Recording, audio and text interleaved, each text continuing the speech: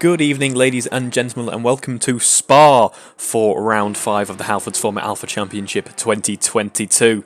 And what a fantastic circuit to be at this evening. Of course, the historic Spa-Francorchamps circuit, well loved by many. I think one of my favourites. That is for sure. A bit of reef trivia for you, actually, with this circuit. This is the circuit that I raced in F1 League against a certain Lando Norris. And in a race was actually able to end up winning. He last couple of laps heading around Pouan, back end slipped away from him in my Alpha Sauber, as I believe they were known at that point. I was able to overtake and eventually come home P1. He would come home P2. So happy hunting ground for me is Spa, and it seems to be happy hunting ground for a couple of other drivers as well. Will Inglis, of course, historically always been fairly nippy around here, and seems to be the case at the moment. We're on board with him as he is heading through the double gorge at the moment. Of course, that complex that starts with Pouan as he heads now down into Lefania.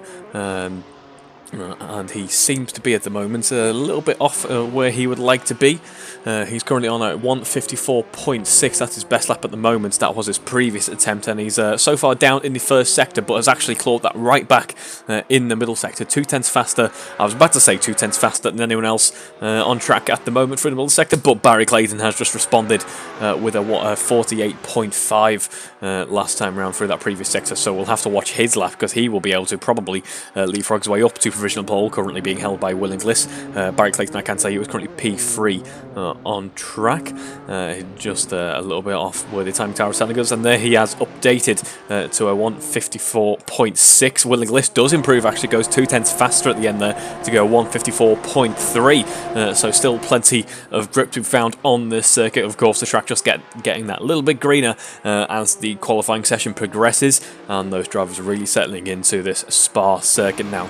They do a really good job, actually, does the circuit, of showing just how good, just how capable these cars are. The RSS Supreme, of course, very high downforce, very high power as well. 293 kilometers an hour, 294 kilometers an hour from the likes of John Baker and Steve Knight in the AM running there, the top end of the speed trap standings, if you will. But 293 miles an hour, or 293 miles an hour, that would be very impressive indeed. That's what happens when you use a blue spark, ladies and gentlemen. No, 293 kilometers an hour for Will Inglis. So nearly 300, and I can't quite remember my metric to Imperial. All I know is that's quite a lot. One of my favourite parts of any racing circuit, of course, is that of Eau Rouge Raidillon. We're going to go on board with Alan Matthews now, as he was about to head his way up that very scary but very rewarding, very satisfying complex of corners. Paul Millman will be heading through now. No, he's not. He's diving into the pit. I'm not quite sure what went on with Alan Matthews' stint there. I believe he was at the end of the stint, actually. Hadn't made the improvement I think wanted, so decided to abandon ship there. Guy Swarbrick is back racing with us this evening. Hasn't been able to set a qualifying lap so far, but good to see you back in the session, Guy. Hopefully getting better day by day, as we see Will Inglis 1:54.3 then, still our session leader for the moment, as Rob Whitney improves there and gets ready to start a new fast lap. So I'll stay on board of them, actually, as we head through Sector 1, up Eau Rouge Raidillon, and then all the way down the Camel Straight, where I believe that is the yes, that will be where the speed trap is situated. As we head up through Eau Rouge now, you can see absolutely nothing, bouncing over the curbs there. Raidillon, of course, in the real world you don't want to do that. I've just turned my turbo up on the 75 there, which you'll be pleased to know. So if any type of disaster occurs and we need an extra car on the grid, I'm happy to get that 2 litre powered, actually it's 1.8 or 2, no, it's 2 litre powered 75 with its very boosted turbo all the way up through this Spa circuit. That'll be quite the sight to behold, as we see Rob Whitney now heading through Bruel. Of course, a very tricky part of the corner here, or track here rather, because the track dropping away from the camber on that corner is very easy to lock up through turn 5 there. As we head now down into everyone keeps saying the corner that has no name, but I think Speaker's Corner seems to fit it well. Or is that turn 10? No, ignore me, that is turn 10. As we head now down in towards Sector 3 in a moment. Before we have Campus followed by Stavilo, and then the run all the way down to the chicane at the very end. Blanchimont is your only real kind of corner worth negotiating. It's barely worth negotiating in Formula 1 these days. These are RSS Supreme. Still have to work it just that little bit to try and get around with a decent amount of pace. But the likes of Blanchimont and Pouin, I don't know if you were following the Formula 1 this weekend, the Ferraris in quali trim were near enough. Makes no difference. Taking them flat out in 8th gear. That was very impressive to see indeed. As we see Rob Whitney now stamping on the brakes as he heads through the chicane for the final time on this lap, running all the way down to the start-finish line there, and he loses out. Does he lose out? No, that is a personal best for Rob Whitney. In fact, yeah, all 3 sectors very nice indeed. Some good progression from Rob Whitney there, a 156.9. So now within to the 156, he wants to try and push his way further into the 156s and maybe start to challenge the likes of James Atkins. He is, however, in the lead of the AM, running fairly comfortably as we're going to go back on board with Will Inglis as he has entered the pit. So no, we're not. We're going to not go on board with Barry Clayton either because he's just entered the pits. We're going to go on board with George Brooke Battersby. He's gone purple through the first sector. He's very much in the fight for pole in this session at the moment. Still being led by Will Inglis. Very impressive last lap attempt there. Sector 2, Sector 3 purple for him that time around. Meanwhile, Barry Clayton has just set some nice consistent sectors and has found a couple of extra tenths on that previous lap as well. But George Brooke Battersby losing out through the second sector. Actually, I believe that's some traffic behind him. Well, I say traffic, it seems to have disappeared, and I don't know actually if that was anything. That was Alan Matthews actually, as we see George Brooke Battersby now heading through the final sector, heading through Blanchimont before they run down towards the chicane here. You don't want to brake too late here because you'll have to run towards the escape road. It's one of the more forgiving escape roads, I think, of all of the big international Grand Prix circuits. Now as we head down towards the final corner, though, towards the back straight, or I wouldn't even say back straight, start finish straight, of course. Get it together, Eve. And George Battersby losing out towards the end of that lap there, actually, a 155 flat, about half a second or a second off where he would like to be, really, as we wait to see who we're going to go back on board with. Now, we might stay on board with George Brooke Battersby, actually, as he heads up through Eau Rouge Radion. Got to be one of, I think, in fact, I'd say it's probably my favourite part of any circuit. I would say that Magnus Beckett is a close second, but it's got to go to Eau Rouge Radion. In fact, I think after that it's probably Cota, which stands to reason. Actually, I like Silverstone so much. Cota, of course, having some similarities, shall we say. We head through Bruel now and down towards Speaker's Corner, and it is going to be another loss. No, it's not. It's going to be a purple Sector 1 this time, once again, for George Brooke Battersby. You might be seeing some interesting set of differences here, as that looked very easy indeed heading into Pouin, it must be said. George seemed to navigate that with no major difficulty at all. But a purple Sector 1 for George Battersby of 34.32 on that attempt as we head deep into Sector 2 now. Of course, Campus, then Stavilo before the run down the back, not so straight, if you will. Losing out once again is George Battersby through Sector 2, and that's exactly what Will Inglis wants to hear, wants to see, and George obviously frustrated with that, or maybe just a little bit too low on the fuel load, maybe just an error in fact. He backs out of this attempt.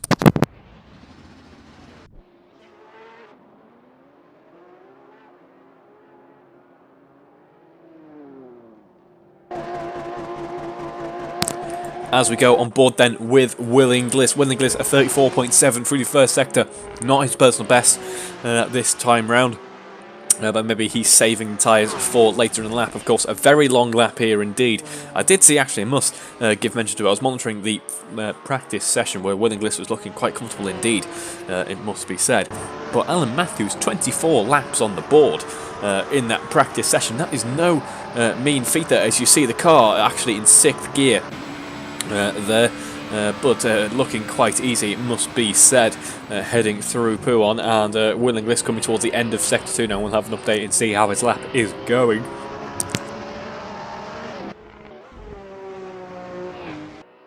And that is not helping matters, that is for sure at the very end of Sector 2. In fact, that might be the start of Sector 3.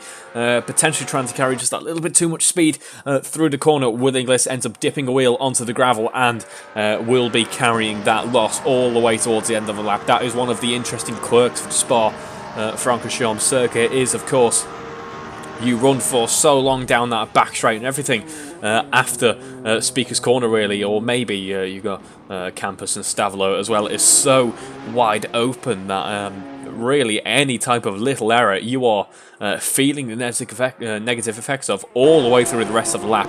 You've got to carry as much momentum as possible, really. You wouldn't really think it's that much of a momentum circuit, really, especially not in these cars, but it can really affect the rest of your lap. Just one small error, as well as a psychological factor as well, of it really kind of unsettling you, unnerving you when these walls will be feeling quite close. Although it is quite a wide open, quite a overtaking friendly circuit, these walls will feel very close indeed at these speeds, and it can unnerve you and can really affect the rest of your lap. So it is absolutely crucial here to nail every single corner. Maybe not going too brave, because, as I say, overtaking opportunities are really quite ample here, and of course with the likes of the push-to-pass system, the high power on offer from all of these cars, it should be an overtaking a heavy set of races here. It should be a good, enjoyable weekend indeed. Anglesey then still leading, losing out through the first sector once again. We'll have a look how it is going on for some other drivers. And Alex Smith currently having a bit of pressure potentially from Rob Whitney here in this qualifying session. Personal best through sector 2 as he heads down through the chicane. Rob Whitney abandoning his lap there. And that's an interesting one from George Brooke Battersby. That didn't look like a loss of grip event there, as Alex Smith losing time through the final sector. He stays, in fact no, his final sector being cut off there. 54.8 was going to be his best lap of the race, or best lap of the session so far. In fact, that would have put him near enough. In fact, it would have put him P3, but he has to get rid of that attempt and try again. But George Battersby there, I don't think that was a grip loss event. I think that was maybe an incorrect button push on the steering wheel there, George. I'm not quite sure if you could confirm after the evening. It would be good to find out what went on there, because that looked very sudden indeed, and it's not what you want as you try to G yourself up and get yourself ready for a qualifying run here at Spa. Of course, with 4 minutes on the timer, we only really have two secure laps left, so a very interesting stage in this qualifying session now. Of course, the longest circuit that we visit on the calendar here. It means we won't be seeing that many laps, and it means that every single corner, every single potential overtaking opportunity just matters that much more.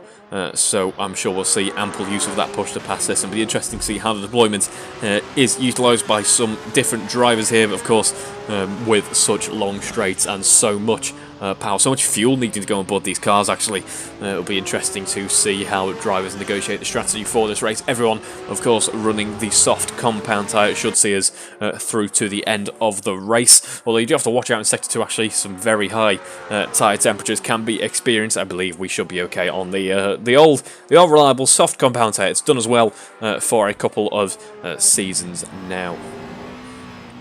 As we head through towards the end of the lap with Anglesey judging it just perfectly. Didn't want to take any more of a bite out of the cherry there. He would have been over the curb and would have had his lap time invalidated, but loses out through Sector 2 once again. So the track not coming to the drivers any more than it already has so far in this session, and no extra time coming away for the rest of the field that easily, it must be said.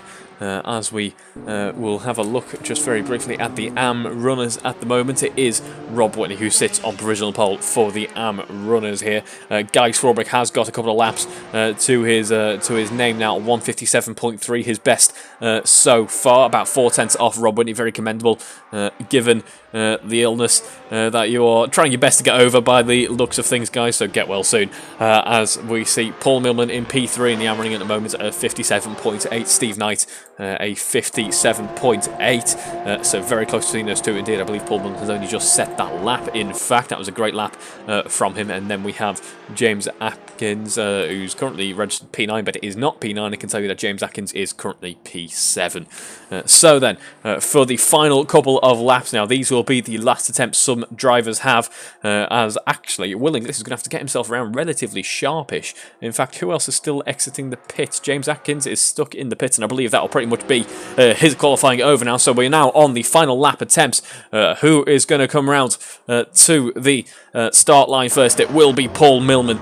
So as all the drivers get ready on their warm-up laps, we get ready for a qualifying charge. In fact, some drivers currently out on their fast laps and should have room for another one. We'll go on board with Alan Matthews then, personal best through Sector 2 at 48.6. He's got 0.3 of a second to make up to Barry Clayton, the car ahead. Barry Clayton, of course, very nice qualifying session for him so far, some good progression. Hasn't quite got close enough to Will Inglis to provide him with some major worries, but he certainly knows he's there, does Will Inglis, as we see Alan Matthews now heading through the chicane. Let's see if he can make it up in the final sector as well and get ever closer to Barry Clayton. No, he doesn't. He loses out through the final sector, and we wait to see who else is coming up on the checkered flag in this qualifying session. And I don't believe we have anyone currently on for a fast lap. Maybe Rob Whitney will have to watch out for, but where is he on the track? That doesn't matter too much now, as we see Alex Smith starting his fast lap then as we head through Eau Rouge Radion. Now he will have the benefit of potentially of a bit of a slipstream from Alan Matthews, the car up in front. He's a few seconds behind, but every little helps down these long drawing out straights here as we head into the first major corner on the track Lacombe, and get ready to head downhill for the rest of the circuit. Of course, huge elevation change on Spa-Francorchamps circuit, and it's pretty much all elevated, or pretty much all climbed up via the Kemmel Straight, heading through into Speaker's Corners there. A few people abandoning the session, feeling like they have no extra time to be found here, but certainly not the case for Alex Smith. Alex Smith on for a personal best so far in this session. He's 34.8 through the first sector, a 155.4 to beat, and he is the first man, or what will be the first man coming home with a fastest lap to his, or an improvement to his name here, because it looks like Alan Matthews potentially struggling somewhat as we have a few more cars coming through the first sector now as Will Inglis improves. Our current provisional pole sits at a 34.5, his personal best of the session so far. Alex Smith going illegal and over the track limits for Alex Smith. That is absolutely not what he wanted, and that brings his qualifying session to an end then as we go on board with Alan Matthews. Alan Matthews losing out through the second sector as well. Unless this is an absolutely electric final sector, it will be P3, potentially P4 on the road for Alan Matthews, and he comes across the line and loses out through the final sector as well. Who else do we have coming up next? And it is George Brook Batterby. George Brook Batterby has improved through the final sector, but that isn't enough to make up the rest of the lap, and he does lose out in the end. They'll go on board with Barry Clayton. Barry Clayton also losing out, and he abandons this attempt. As we see then, John Baker has quite the slipstream from Guy Swarbrick here. I don't know if he's lost out through the rest of the lap. No, yes, he has rather, as we go on board. We can't go on board, unfortunately, with Guy Swarbrick. John Baker abandoning this lap. We wait to see, did Guy Swarbrick improve enough? We will find out in just a second, as it is a 157, I believe, for Guy Swarbrick. We're going to go on board, actually, with Will Inglis. Will Inglis still flying around as he heads through the final chicane here. And the run-up, then, he's got a purple Sector 2, a personal best Sector 1. Loses out through Sector 3, but it is an improvement for Will Inglis, a 154.049, so it's only just an improvement, but an improvement nonetheless, securing his pole by even more of a margin there. Congratulations, Will Inglis, for a fantastic qualifying session. He will be going into race 1 with quite a lot of confidence, but he will have to play his cards right, of course, because we have quite a competitive field at the front end. So race 1 coming up in just a few minutes' time. Don't go anywhere.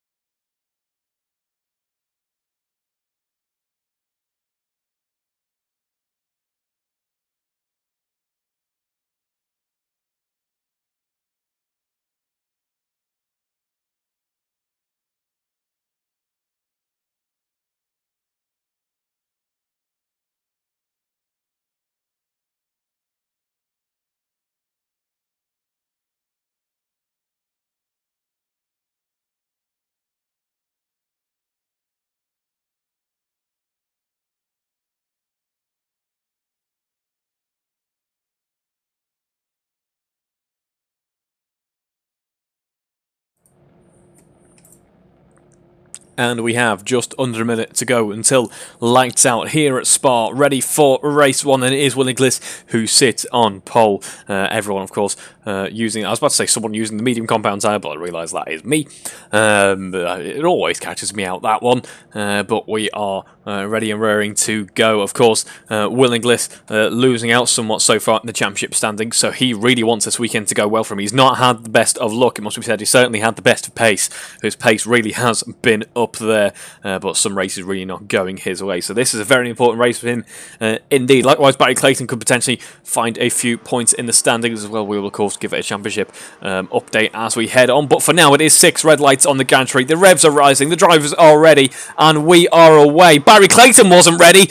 He has a very slow start indeed and drops all the way back through the field. Will Inglis with a plume of tyre smoke finds its way still in the lead as we head through the first corner, heading through the source and using that push to pass system immediately to try and break away from the rest of the field. He wants to give that huge pack of hunting down alphas as little of a challenge as possible, as little as a chance rather, to utilise some of that slipstream and gain on him as we head down toward Lake Calm. But first we have the Camel Straight to negotiate the gap, standing at about 0.8 of a second. That slipstream potentially starting to come into effect. No, it is not. It's still staying just about the same, which is exactly the news that Will Inglis will be wanting to hear, as I don't believe we've had all of the drivers be able to rejoin just in the nick of time, unfortunately, but they are in the session now. As we see James Atkins not having the best of starts either. He now dropping back behind Barry Clayton. Barry Clayton, a disastrous start for him, it must be said, as he's now 6 seconds off the lead of the race. However, 25 minutes around the Spa circuit, about 12 laps, maybe 13, 14. That is absolutely what you want if you've got a lot of overtaking to do, and Barry Clayton certainly does with the pace that he has on display. His first car to try and get past, it is Paul Millman. Paul Millman was about 0.4 of a second behind now, or ahead rather, now about 0.5 of a second ahead. Looking to close that gap up then, as James Atkins has a bit of a moment there. Did a very good job of collecting it must be said. Such a high speed, kind of happening there on a high downforce car like these can be absolutely disastrous, because they just go, they're always on a knife edge, and that is a very good catch indeed by James Atkins. However, we are very much focused on the battle between Paul Millman and Barry Clayton. Barry Clayton, of course, now past Paul Millman as we go on board with George Battersby. He is looking quite pacey so far in this race, is looking ready to try and find a way past John Baker as we head up towards La Source. Once again, is staying firmly within his slipstream, and is he maybe thinking a bit of a fake overtake there, and maybe trying to plan his race out very carefully indeed. We might start to see some good racecraft come into play here, because of course, if you overtake at La Source, which George Battersby didn't do, he overtook at the exit there as we were nearly too wide for a very brief second heading through Radion. That would have been quite the sight to behold.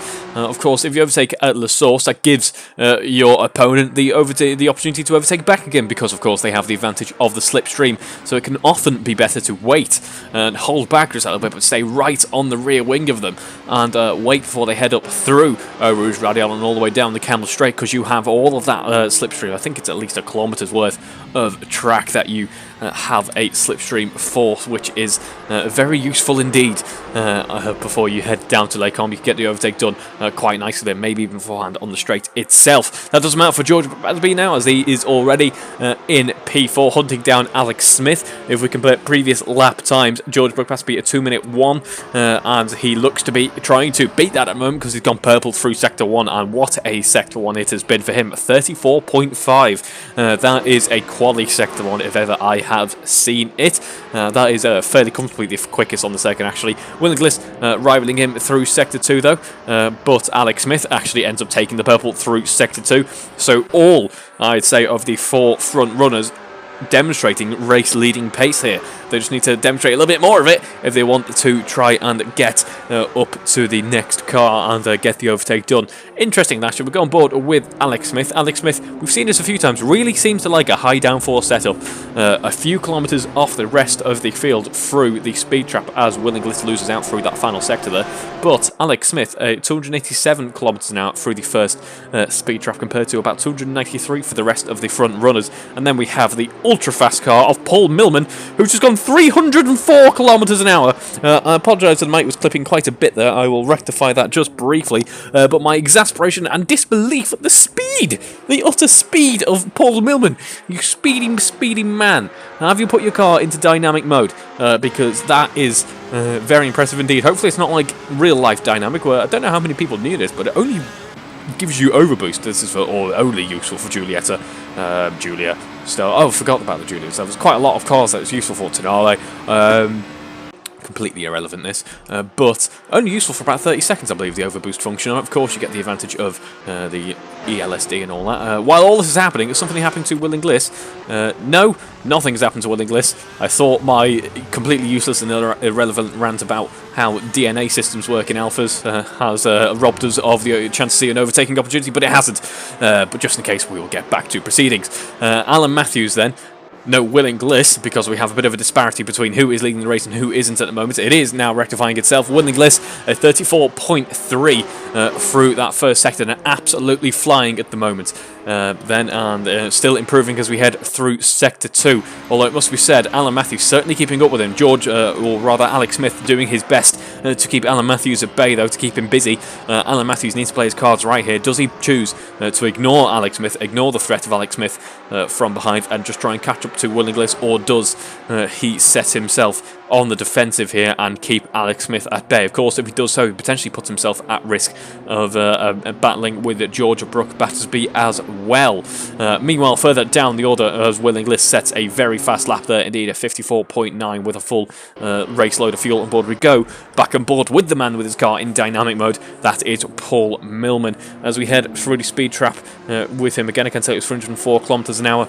Yet again, so another 302 kilometers an hour, actually, as it updates that time around. So maybe that overboost thing I was going on about is standing to reason there, as I believe we'd had a collision for someone that is Guy Swarbrick. Whereabouts was that? That was... can't quite work out. That was alongside with Steve Knight heading up through towards campus now, so a little bit further off the rest of the field. As we go back on board with the front runners, then it is still Will Inglis who leads, Alan Matthews in second, and Alex Smith in third.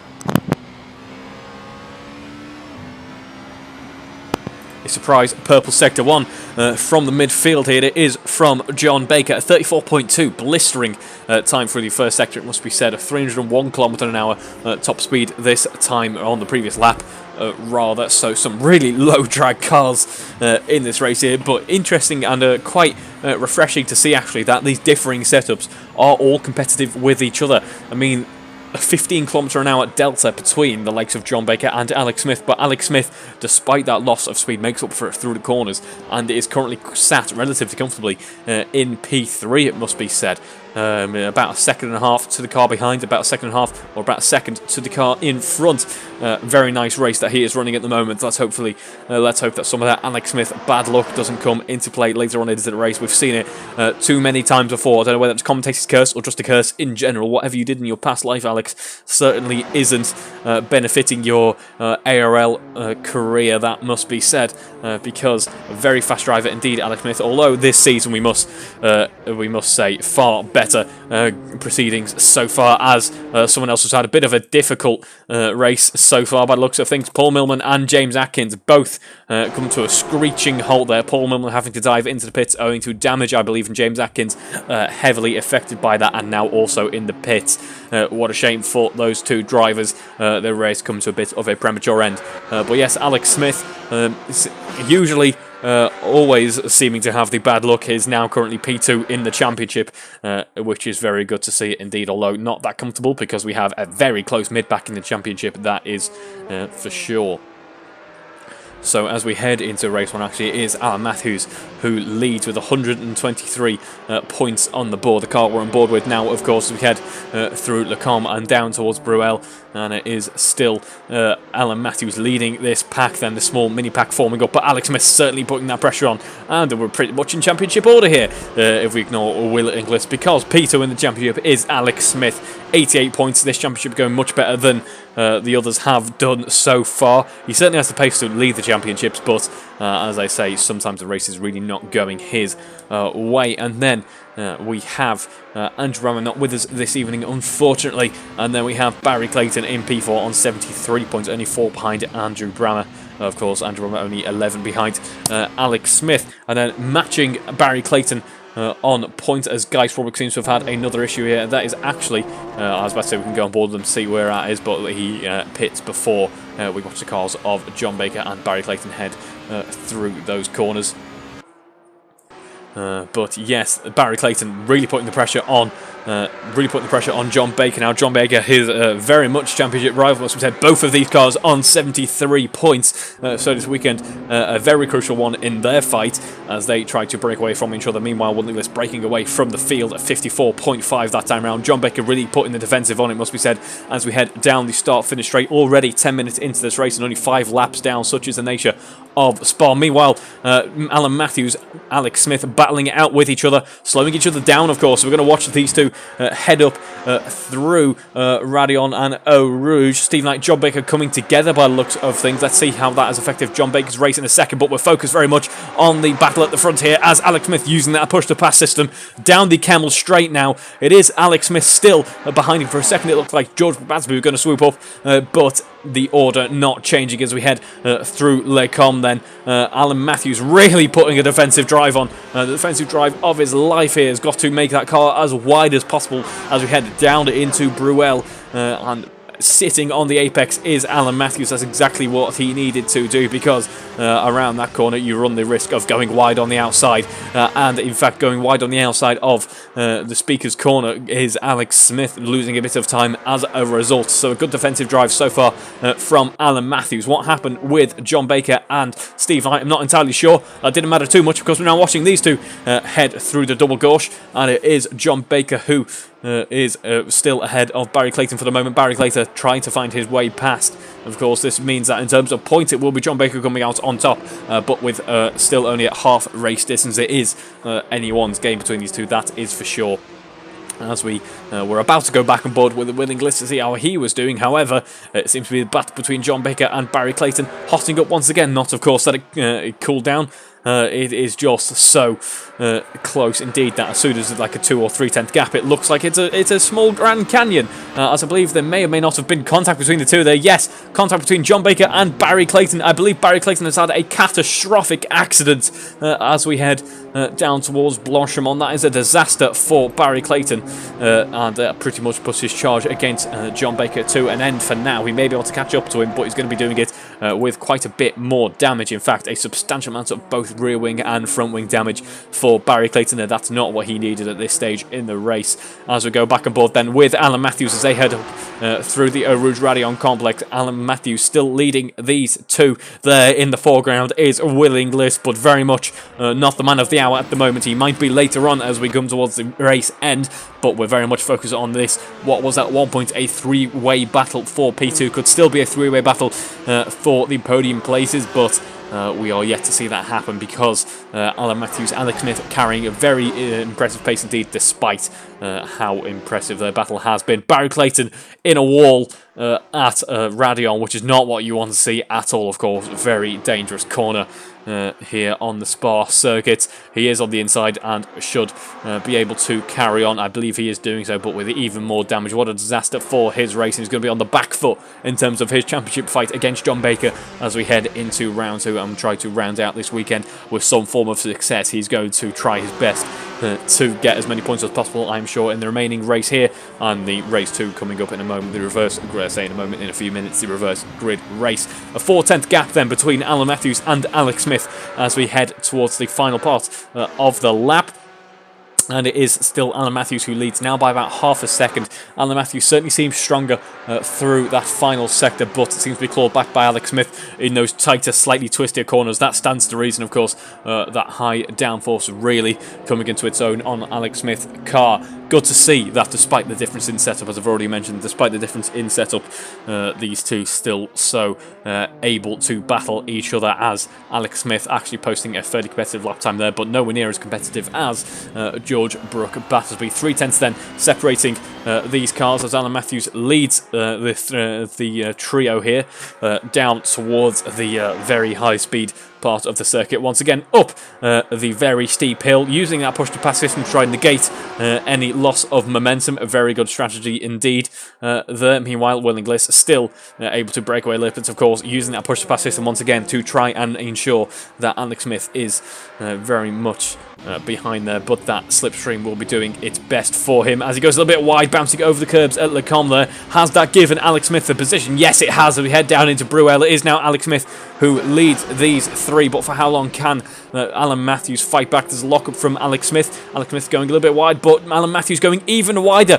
Alan Matthews now more under threat from George Brook Battersby, it must be said. That is a disastrous first sector for Alan Matthews on this lap, as we see Steve Knight overtaking Barry Clayton. Barry Clayton, I am sure, not having the nicest car to drive. Indeed, that number 1 plate liveried, luminous liveried car there will be a bit of a handful at this stage in the race. Maybe a lowering of fuel load could be helping him slightly, but with that much aero damage, that is going to be fairly unrecoverable for him in terms of race pace. As we see Alex Smith able to break away from Alan Matthews. So was Alan Matthews potentially a bit of a cork in the bottle?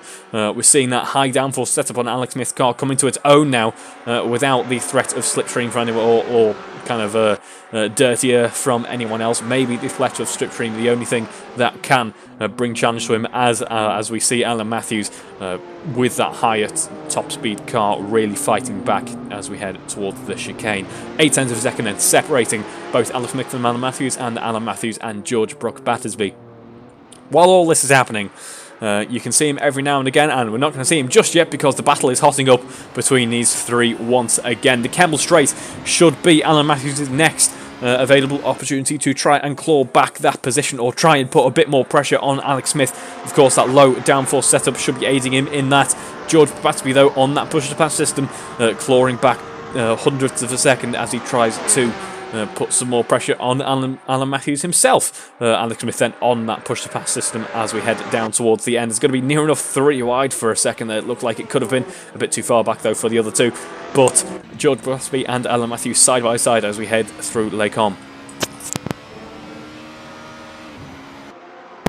George on that lap actually setting a purple Sector 1 and a 33.7 at that. That is a blistering Sector 1 time. Very impressive indeed from George Brook Battersby, but seems to be dropping off through Sector 2 where Alex Smith is able to claw it back.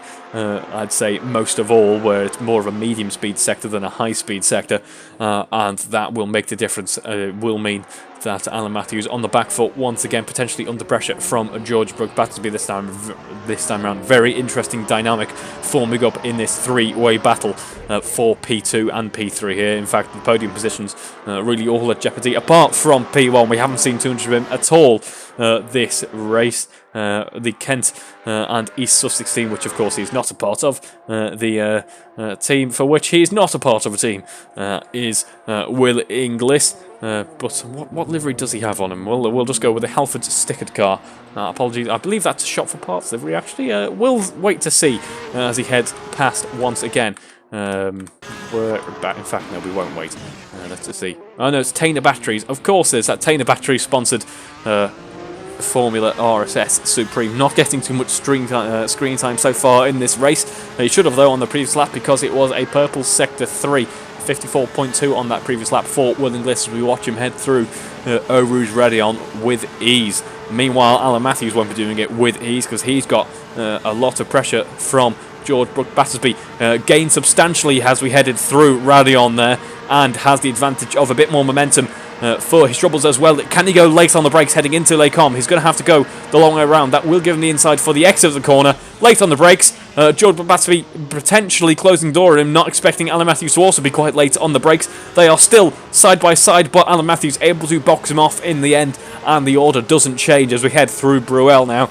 A very close battle indeed, very enjoyable battle at that as well. Rubbing is racing, that is of course what they say, and they are really pushing it, these two, not pushing it in terms of kind of racing and racing furnace and all that, but pushing it in terms of pushing the limits here, not giving an inch at all, which is what we like to see as we head through Pouan and complete the highest speed part of the middle sector. And it is George Battersby. He's actually had to drop off a fair bit. I'm not sure if he had a bit of a slide on potentially through Sector 2 there. For whatever reason, he's had to drop back fairly substantially, and that will allow Alan Matthews just that little bit of breathing room which may be what he was after. Potentially now he can focus himself on trying to push up towards Alex Smith once again. If we compare their pace at the moment, it is identical. A 156.2 for Alex Smith and a 156.2 for Alan Matthews. Slightly in Alan Matthews' favour by a few hundreds, but he wants to close up even more if he has a chance at making that overtake.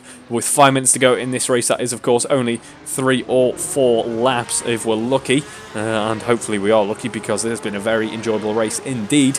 But Alan Matthews still in P3 for the moment. He's going to have his work out of him as he tries to catch up to Alex Smith. Meanwhile, elsewhere in this race, it is Rob Whitney who leads the AM running at the moment, on the lead lap at that as well. Very impressive run from him. He should be fairly comfortably on the lead lap as well. His nearest rival all the way heading through the source now, and is, I believe, a lap down at that as well. So very impressive from Rob Whitney. Perfectly executed race from him. Steve Knight currently P2 in the AM running, in P7 on the road. Disaster, of course, for Barry Clayton earlier on. He's currently sat in P8 on the road. And then we have Paul Millman P3 in the AM running, heading through the source himself. James Ekins P10 on the road. And then we have Guy Swarbrick, who is getting some practice in for race 2, the reverse grid race coming up in a few minutes' time.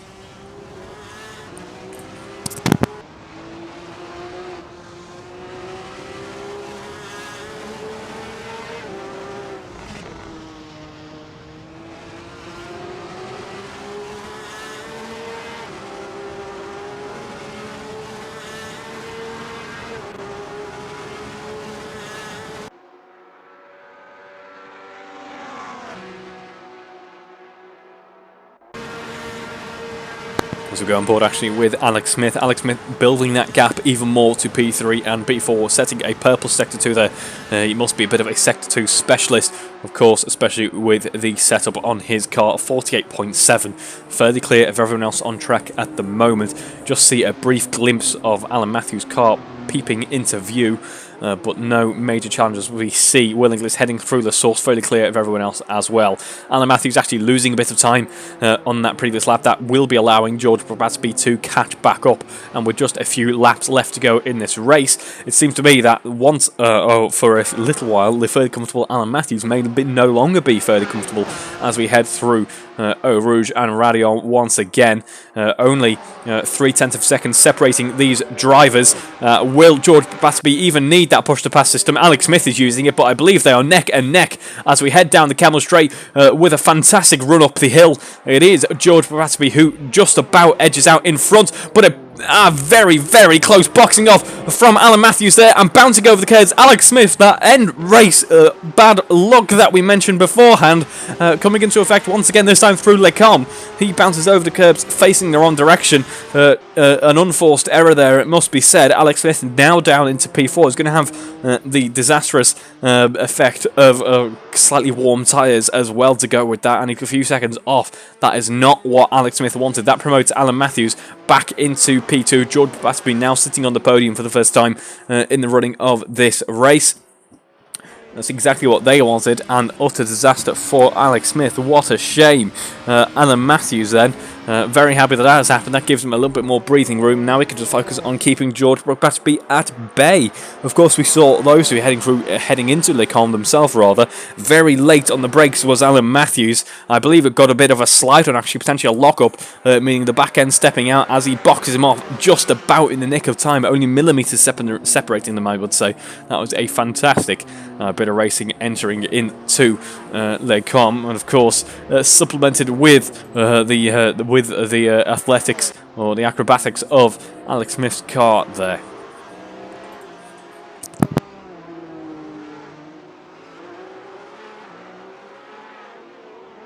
As we see the gap now standing at just under a second. It's a little bit larger than what we had on the previous lap. Or is it actually, though? Because heading through La Source, George Probatsby absolutely nails the corner. Gains a couple of tenths on Alan Matthews. So we head through Eau Rouge Radion once again on that push-to-pass system, gaining a substantial amount of time. Someone is on the inside of the circuit there. I believe that is Barry Clayton, a position he's been in before.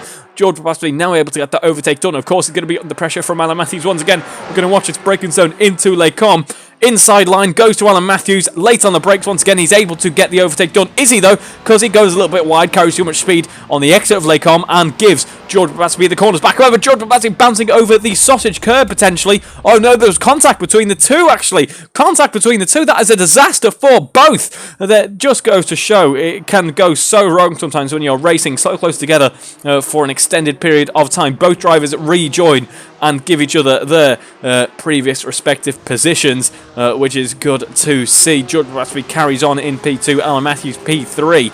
It all came to a blow there, which is not ideal, but certainly ideal though for Will Inglis. Will Inglis, with only 25 seconds remaining on the timer, is heading down towards Blanchimont once again. That is of course a complete... No, it's not a complete lie. He is heading towards Blanchimont, and that is... absolutely not what Alan Matthews and George Batsby wanted to see. In all of this, we've seen that Alex Smith has dropped back into P5, in fact giving John Baker P4 in this race, and that just rubs salt into the wound of both Matt Daly and Barry Clayton. Barry Clayton, who we saw sat on the inside of the circuit for the second time this race, which is not what he wanted. So we watch as the final lap of the race starts. Butler's battling, heading into the chicane once again. George Batsby a bit late on the brakes potentially. That allows Alan Matthews to take the position back and start the final lap of the race in P2. But I'm sure George is going to fight this one until the very end. Then as we head into the source, it is still Alan Matthews who leads. Lock up from Alan Matthews as we head down towards Eau Rouge. And it is George Batsby who is actually able to get ahead once again. This could be disaster for Alan Matthews, because we've seen George is able to carry so much speed up through Eau Rouge Radion and really take charge from there. So we might see if Alan Matthews with a bit of a slipstream can fight back into Lacombe once again, but this time keep the position, because he is gaining in that slipstream. As we see Rob Whitney actually now getting past Alex Smith. I think Alex Smith having a bit of a disaster towards the end of this race. Steve Knight going wide there, but Rob Whitney now leading the AM race in P5 on the road. Very impressive indeed, as George Batsby looking more comfortable corner by corner. I'd say comfortable, only 0.4 of a second, so we'll stay very much tuned into this battle as we see them now heading down towards, heading down into Pouhon, and the gap building up ever so slightly. We're very much in awe of Will Inglis' achievements in this race, because it has been a fantastic race for him. No major challenges to speak of. He has had a fantastic drive as we head through down towards the Kemmel Straight once again. And it is 7/10 of a second this time round between George Batsby and Alan Matthews. George looking comfortable, as I say, in that P2 in comparison to what he's had the rest of the race. But that's not what we're focused on right now. It has been a fantastic race for Will Inglis as he heads through chicane for the final time in race 1. He will take the race 1 win. Congratulations, Will Inglis, for a fantastic drive. Absolutely superb racecraft there. As we see now, the two guys who enjoyed battling each other so much in this race now heading through chicane themselves. And it will be George Batsby who looks to be taking second spot on the podium there. Congratulations, George, for a fantastic battle race long. Likewise, Alan Matthews as well. What an exciting battle that developed between those two. John Baker capitalising on a couple of other people's misfortunes there. Takes home P4 on the road. Very competitive drive from him there. Rob Whitney then leading the AM race as he heads through the chicane. Has got Barry Clayton and Alex Smith for company, but that doesn't matter too much now, as I believe Alex Smith is actually in the pit or has potentially disconnected or for whatever reason. But it is Rob Whitney who takes the AM race victory here in race 1. Congratulations, Rob Whitney. Barry Clayton will be coming home, and I believe P6 on the road. Then we have Steve Knight taking P2 in the AM running. Paul Millman will be coming home P3 in the AM running, and James Atkins will be coming home P10 on the road, P7 overall, as Guy Swarbrick. Donuts to celebrate what has been a race to forget, I think, from Guy Swarbrick there, as we see him getting ready for the reverse grid race, finishing off his rear tyres there. Do we have any more victory donuts? Just worth checking, of course. No. Thank you, Guy, for indulging me there as we see this race coming to a close. So join me in a few minutes' time for race 2, the reverse grid race. We may have a lack of audio for the first couple of minutes, so I do apologise if that is the case, but hopefully we shouldn't have any more issues after that, so I do apologise, but we'll try and get audio on race 2 as quickly as possible. Hopefully should be no major issues there, so catch you in just a few moments.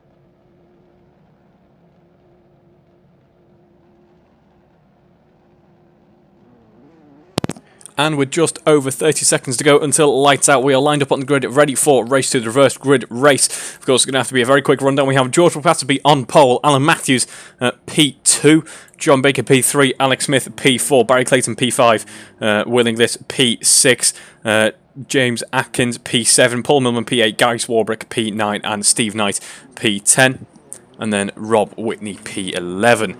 So with that said, we have 6 red lights on the gantry. And we are away. Alan Matthews getting a very good getaway. In fact, the battle between Alan Matthews and George Brooks-Battersby looking like it's ready to continue on. As we see them heading down through the first corner. Now, Alan Matthews forced just a little bit wider, making sure that George has ample room to head through, and he does so with ease now. Heading up towards Eau Rouge Radion with a fairly comfortable gap. As you see, John Baker very much putting the pressure on Alan Matthews behind there. As we see now, a huge train of cars heading up through Eau Rouge Radion. Of course, good to see everyone getting through without any major collision or contact there. Always good to see, as we have just a swarm of Halford-sponsored rear wings heading up towards Les Combes there. As George Brooks-Battersby still leading, and Guy Swarbrick getting ahead of a couple of cars there. No, that is James Atkins having a bit of a disaster once again at the start of the race. As we see Will Inglis actually going a little bit wider. That gives Alex Smith the room, or does it? Alex Smith just under a car's width there. And Alex Smith is projected back a few positions. As a result, that is not the way that he wants to start his race. Of course, his race not ending the way that he wanted. A bit of a disaster for him so far. Let's see how many positions he can claw back with that impressive pace that he has on him. As we see John Baker now heading up towards the final sector now. Only real challenge is from Alan Matthews. John Baker's had a cracking start to this race, it must be said, actually. About 2 seconds behind George Brooks-Battersby and trying to get closer and closer. Paul Millman, meanwhile, leading the AM running in P5 on the road, just like Rob Whitney did one race ago. John Baker then behind Alan Matthews. Now, Alan Matthews using that push-to-pass system. I don't believe that's somewhere we've seen that push-to-pass system utilised so far this evening. So good to see drivers changing the strategy up to try and get past their opponents. Will Inglis in P4 at the moment, as John Baker, under braking into the chicane, takes back P2. But for how long? Well, Alan Matthews is going to have a bit of a tricky run down the start-finish straight. That should allow Will Inglis a little bit more ease. No, Alan Matthews, in fact, had a great run down from that wide out. He's going to have the inside full of sauce, which should mean he might be able to block off the other 2 cars trying to get past him. Yes, he does. John Baker back down into P3. No change of position for Will Inglis at the moment. Meanwhile, George Brooks-Battersby absolutely running away with it so far. 3 seconds clear, and we're only starting the second lap. And near enough, 4 cars in the mix here. Very impressive, actually. Paul Millman, the lead of the AM runners at the moment, of course, getting involved in this battle as well, which is good to see. Could we see Paul Millman in P2 leading the AM race? That would be fantastic. I think we've had that once before in my RL commentary career, and coming home P2 in the running as well. But I don't believe we've ever had a leader of the race actually on the road be also an AM runner. If anyone is that AM runner who has come home to take an on-the-road victory as well, please do let me know, because I would very much like to go back and watch that stream, actually, because that would be fantastic to behold. Good to see the days in which some drivers who otherwise wouldn't get a look in often have a fantastic day. As we see John Baker currently in P3 at the moment. John Baker been a comfortable midfield driver so far this season, I would say. Has taken a couple of wins, of course, and he's currently P3 in the championship, but we don't tend to see too much from him. Of course, he just sits there quietly and gets good races here and there. Just gets kind of good results in without too much fuss, and as a result, that's why he's P3 in the standings. Meanwhile, Will Inglis has found his way past John Baker now and is up to P3. Alan Matthews then has broken away from the likes of John Baker, Will Inglis on this lap. Paul Millman still very much keeping up with John Baker, and now has Alex Smith the company as well. Alex Smith should be able to get past relatively easy. Of course, we do ask that the AM and pros don't race each other too hard. I'm sure, though, individual AMs and pros don't mind a little bit of battling if it's all in the name of fun. As we see Paul Millman now down into P6 on the road, still leading that AM race, though, as we actually have a very close gap between Barry Clayton and James Atkins, the cars behind. Some very similar liveries there. Of course, shouldn't be any confusion between James Atkins and Matt Daly this evening because Matt Daly, unfortunately, not present this evening. I was expecting maybe a very late qualifying kind of show up from him, but that wasn't to be. Unfortunately, the Matt Daly qualifying way is certainly different from other drivers, as we see the switch around between Will Inglis and John Baker, then heading into Les Combes. Will Inglis winning out in this one this time round, but Alex Smith has had a good recovery so far from down P8 up to P5 on the road. Let's see where else he can go in this race with 20 minutes to go. As we see Pullman potentially becoming a bit of a cork in the bottle for the likes of Barry Clayton and James Atkins behind. Of course, he wants to let those two pass, but doesn't want to do it too comfortably, because if he does that too comfortably, that very much puts him at risk of Rob Whitney, the P2 in and running at the moment. He's not that far behind at all. Barry Clayton's going to get past up the inside here. James Atkins is going to try and do the same. There wasn't just too little room for him, though, unfortunately, on that corner. He's going to try again, and I imagine in the next couple of corners, but wants to try and do it without Paul Millman losing too much time, of course, because there is the looming threat of Rob Whitney that we are on board with now. I just want to give a brief mention to John Baker and Alex Smith's battle as we head up towards Blanchimont, and it's getting very close indeed between these two. It's only 2/10 apart as we want to go back on board with what's happening in the Am running, of course, but these two battling it out intensely here as we head through the chicane and back onto the start-finish straight. Once again, Alan Matthews posting the best lap of the race so far on 155.2. Do we have any change in setup for any drivers? No, of course. Everyone's still on the soft compound time. We might see fuel loads being adjusted between the races at all. And John Baker adjusting the wheel a bit too hard, or adjusting the throttle a bit too hard there, potentially, and finding himself losing the back end. Catches it, does lose a position, but has lost some very important time indeed there. That puts him under threat from Barry Clayton now, potentially, as James Atkins still not found a way past Paul Millman yet. And in fact, I don't think he's going to for the next few moments at least, because we're running down the Kemmel Straight once again now. As we see James Atkins maybe using that slipstream to catch up. No, he's not actually. In fact, the slipstream not helping James Atkins at all there, it must be said. I think Rob Whitney was actually gaining ever so slightly on the...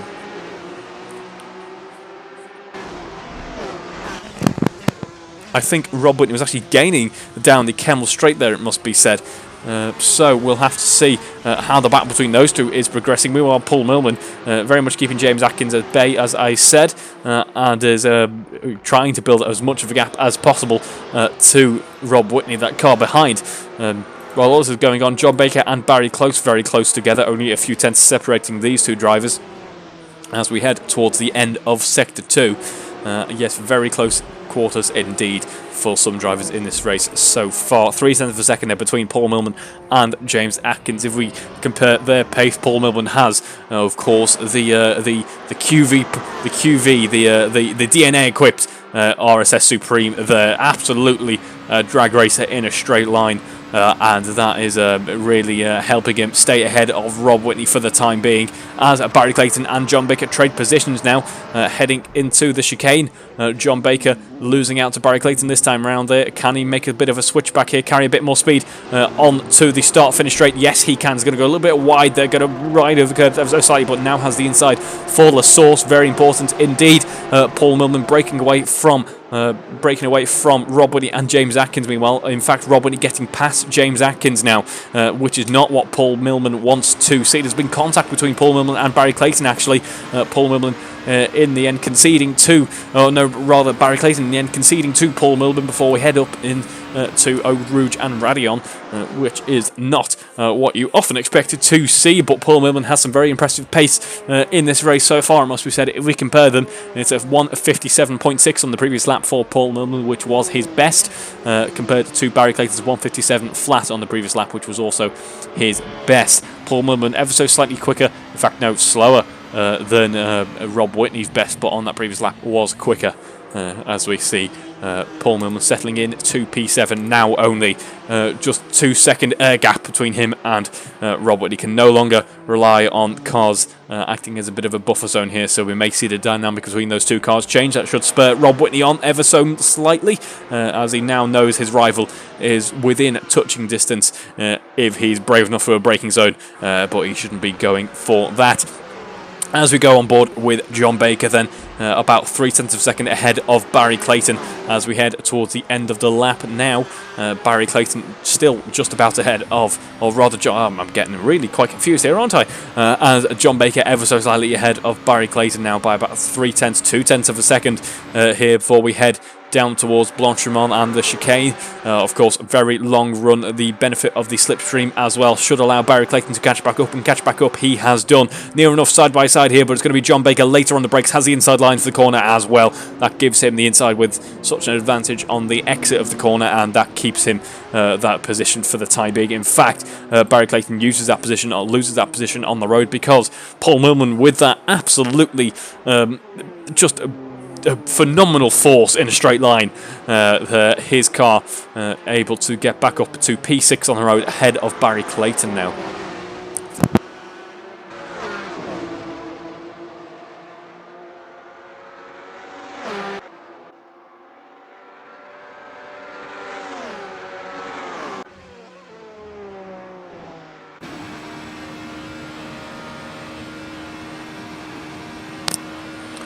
About 0.3 of a second then separating these two. In fact, 0.2 of a second. A little bit messy for Paul Millman through Les Combes this time round. That should give Barry Clayton the excuses he needs to get past him into Broel here, and I was about to say he does, but Paul Millman carrying an impressive amount of pace through Broel, and there's contact between the two. Actually, it's not what we tend to like to see really, as Barry Clayton just about recovering it from the outside wall there. We don't often like to see a Pro-Am having a bit of contact, but it does happen sometimes, such as the nature of this type of racing. Two very pacey drivers indeed, and often two doesn't go into one, unfortunately, and that is just the way that racing goes. As we see what else is going on there, well, it is the battle between these two raging on. Barry Clayton really needs to try and get past Paul Millman if he wants to shout, catching back up to the likes of John Baker, but that doesn't seem to be happening at the moment.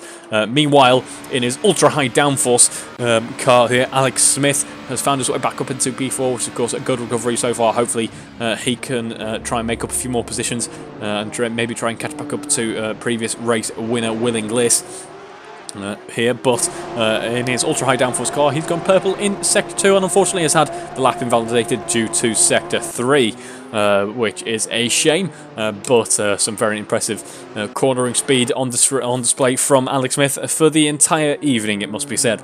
Paul Millman then still ahead of Barry Clayton, about half a second this time, as he will be trying to secure his AM race lead even more. I believe that is just a timing error for Alan Matthews. In fact, no, something happened to Barry Clayton's car. No, it hasn't.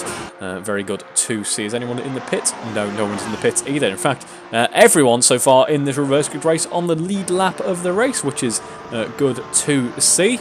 Some very impressive, some very fair racing on display from a few drivers there. Guy Swarbrick having a bit of a disaster there. Apologies, Guy. We've had a chat about this before.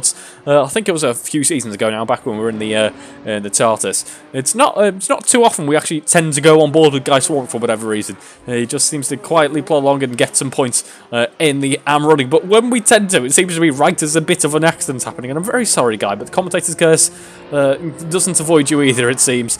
And apologies for that. But back down into P11 for Guy Swarbrick on the road there. Still P3 in the AM running. P4 rather, apologies, as we go on the board with Alex Smith this time round, trying his best to catch up to the force that is Will Inglis, but Will Inglis of course using that push to pass system before we head on the back straightly run down towards Blanchimont and the chicane. He is looking quite comfortable, it must be said. There we go. Of course, I completely, rather stupidly forgot that, yes, I was talking about the Imperial to metric conversion for of 200 and 300 kilometers an hour. Of course, it is written down at the bottom hand of the screen for me. The game gives it to me. It's about 200 miles an hour for reference. So very impressive indeed. As Will Inglis sets a new fastest lap, Alex Smith was going for it as well, but clearly Will Inglis responding to the charge from behind and turning up the pace just that little bit, which is good to see. We could see, actually, we have a comparison of pace going on at the moment. Alan Matthews in the mid-155s, Will Inglis in the mid-154s, and Alex Smith in the 154s as well. We may see a bit of a battle forming up for P2 and P3 once again towards the end of this race. It happened in race 1. It was absolutely thrilling, and it looks like we could be on for the same thing again, which I am all for, as we see James Atkins and Steve Knight trading positions.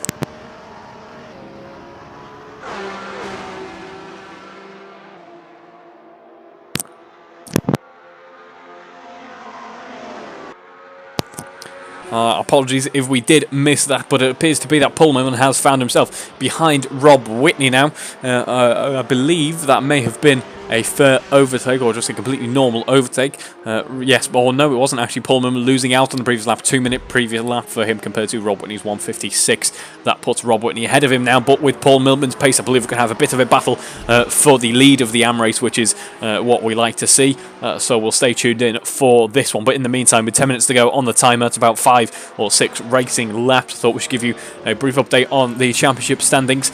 After race 1, it is Alan Matthews who extends his championship lead to 138 points. Then Alex Smith still in P2 in the championship at the moment, but that gap has closed up. 98 points to him, only 13 points ahead of John Baker now.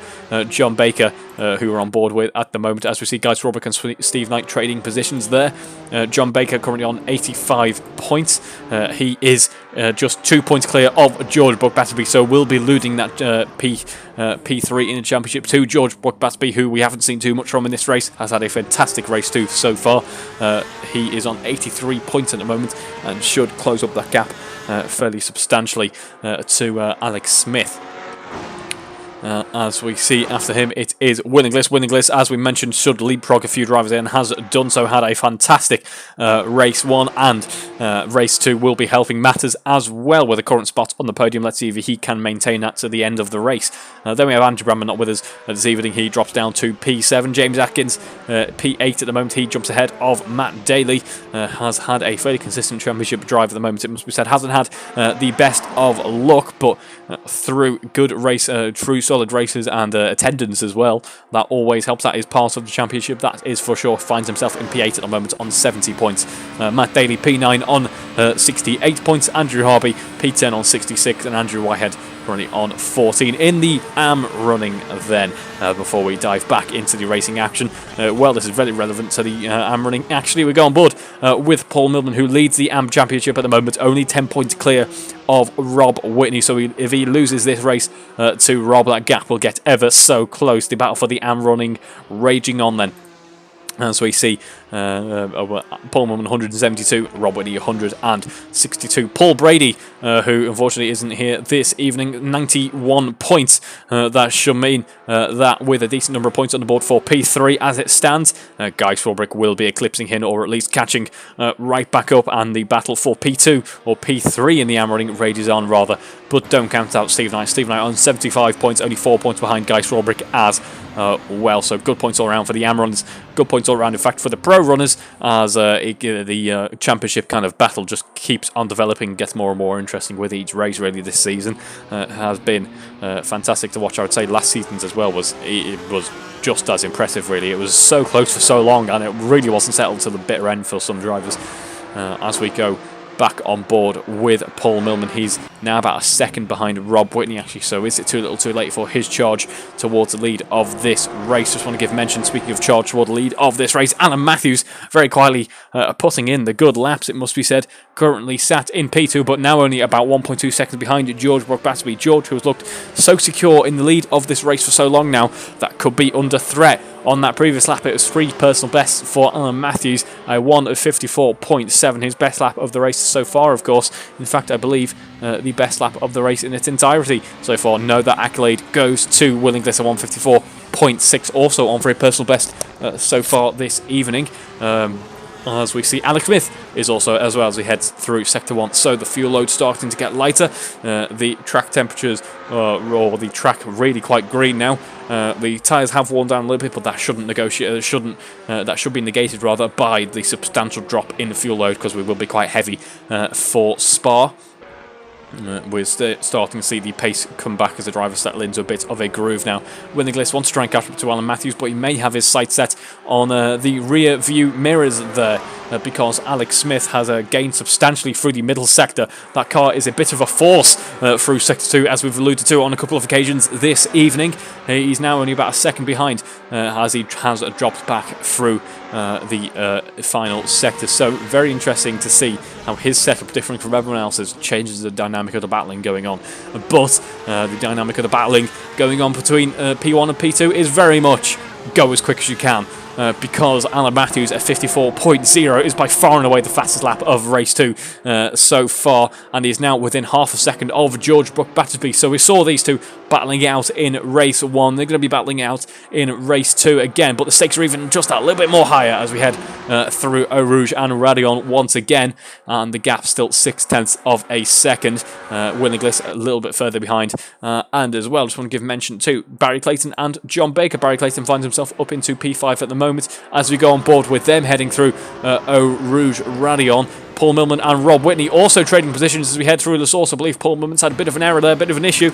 He drops back as a result. These two only 0.2 of a second apart as they head through the uphill left-hander there. Well, left-right really. More of an S, a very wide S is Eau Rouge Radion. John Baker just about getting on Barry Clayton. Is Barry Clayton going to go late on the brakes into Les Combes? Yes, he is. Fantastic move from Barry Clayton there. He takes back B5, but for how long? Meanwhile, Alan Matthews currently only 0.4 of a second behind George Brook Battersby. So George Brook Battersby is going to have the drive of his life if he wants to try and take away this race win. And he really will have his work cut out for him because, of course, with 4 minutes to go, that is still 2, maybe 3 laps as well.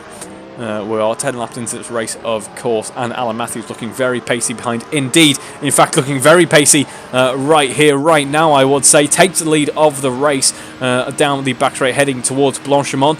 Will George Battersby have the inside? No, he won't. He's going to be very close indeed. Might be able to get him under braking into the chicane. We'll have to wait and see. He's going to have to go the long way around if it is going to stick, and he's gone too wide, has George Battersby, and that may be disaster for him in this race. Maybe he can recuperate his faults. Maybe he was preserving just that little bit in the middle section of this race, and now he can really push, use whatever tyre life and fuel he has left to try and catch back up to Alan Matthews, who now leads by 1.5 seconds already.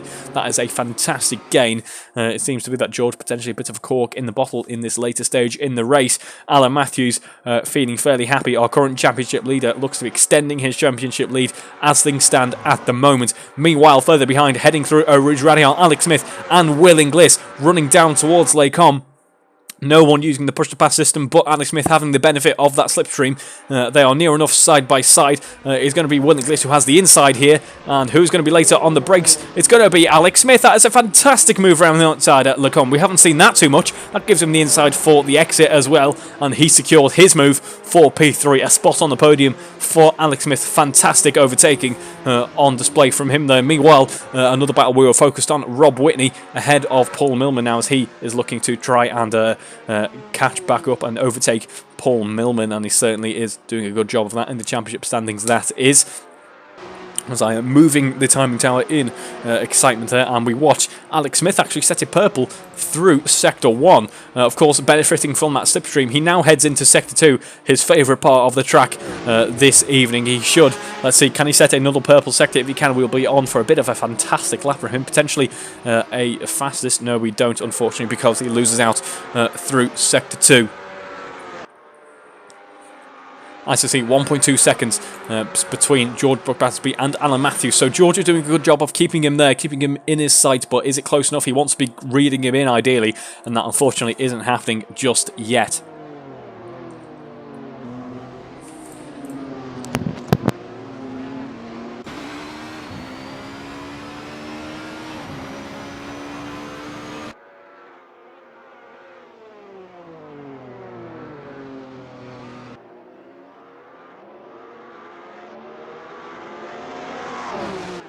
And the gap actually is now shrinking as we head down towards Eau Rouge Radion once again. Only 0.8 of a second. George using that push-to-pass system on corner entry. That negates the bit of momentum loss you have from going off that very steep incline. Only 0.6 of a second now, benefiting from that slipstream. Who has the fastest car in a straight line? Just about Alan Matthews, but near enough makes no difference. George setting a purple Sector 1 this time round. So he means business. He's pushing that car to its absolute limit with just a minute left on the timer. He knows is pretty much now or never to try and get an overtake done, to try and take back the race lead that he worked so hard for, that he held for so long and slipped away from him just a few laps ago.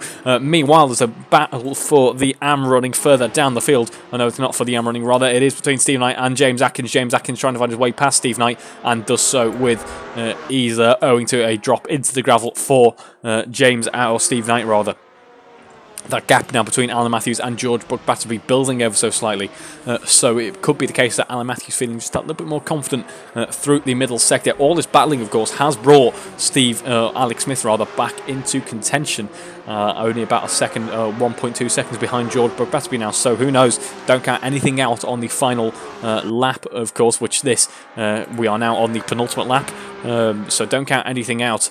It could be the case that something goes wrong for one of the front runners, and Willingless or Alex Smith finds himself in the lead of this race, or in P1 or P2 rather.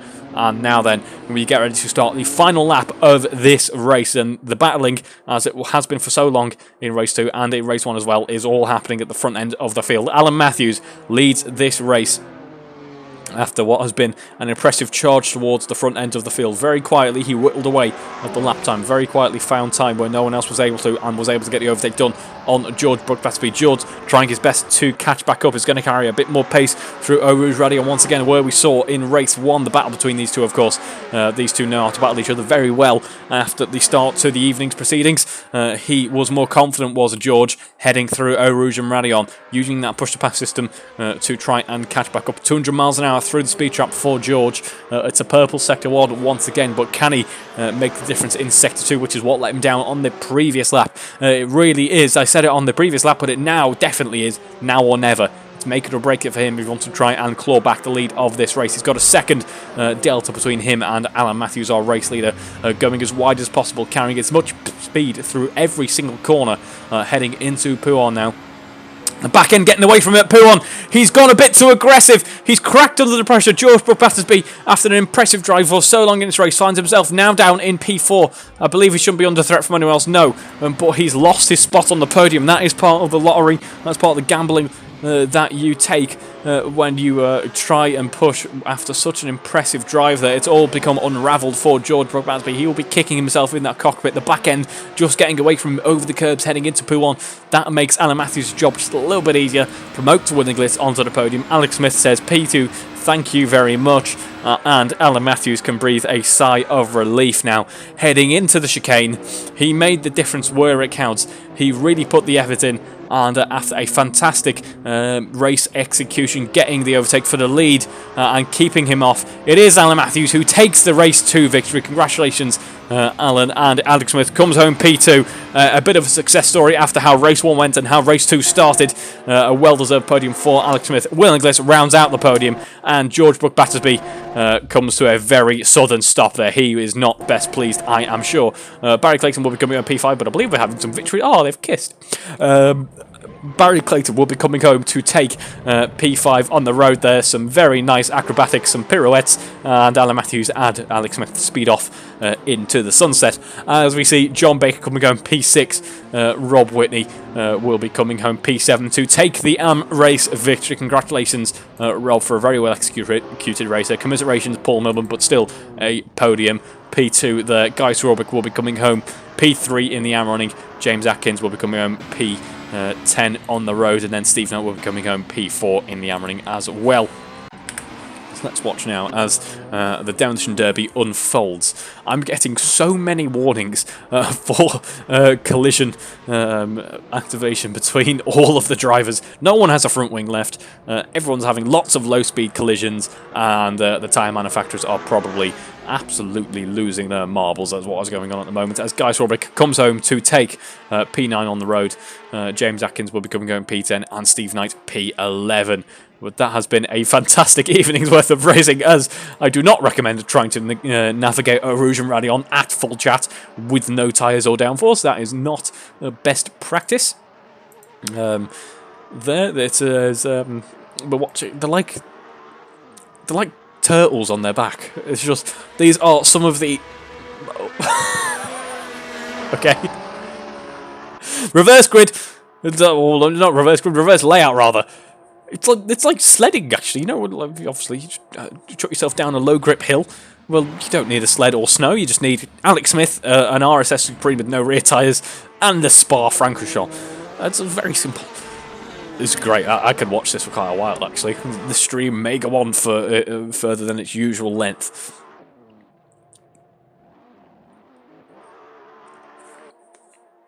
I think Alex is just very happy to come home on the podium more than anything, I think, and I believe he is now disconnected. In fact, I think pretty much everyone has disconnected now, which rounds out what has been a fantastic evening's racing. I hope you've enjoyed watching as much as I've enjoyed commentating. Thank you very much for tuning in, and we'll catch you in a fortnight's time for the next round of the Halfords Formula Alpha Series, and of course, in a week's time for the randomly selected round 5 of the Touring Car Series as well. So I look forward to both those events. Hope you've enjoyed watching. Thank you very much, and good night.